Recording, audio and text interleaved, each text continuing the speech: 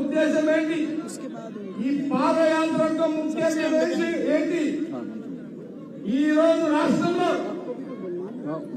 తెలంగాణ రాష్ట్రంలో కాంగ్రెస్ పార్టీ అధికారంలో ఉన్నది. మీ అందరి యొక్క కష్టంతో కూడుకున్న ఈరోజు ఉన్నది. ఈరోజు ముఖ్యమంత్రిగా అక్కడ రేవంత్ రెడ్డి గారు, పిసిసి ప్రెసిడెంట్ మహేష్ కుమార్ గౌడ్ గారు, మన ఇన్ఛార్జ్ సాదాసీదా నటరాజన్ మీనాక్షి గారు ఈ రోజు ఈ పాదయాత్ర ముఖ్య ఉద్దేశం పార్టీ కార్యాచరణ,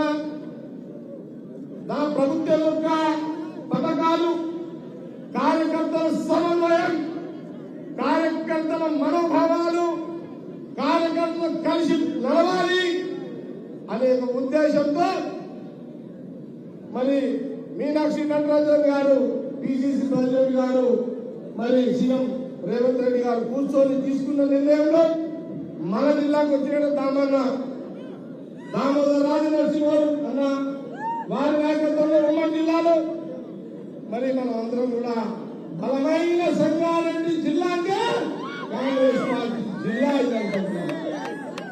కాబట్టి ఇప్పుడు నటరాజన్ గారు మాట్లాడతారు. వారి మాటలు విని మనం ముందుకెళ్లాల్సిన బాధ్యత మనకున్నది. ఇప్పుడు हमारे बीच में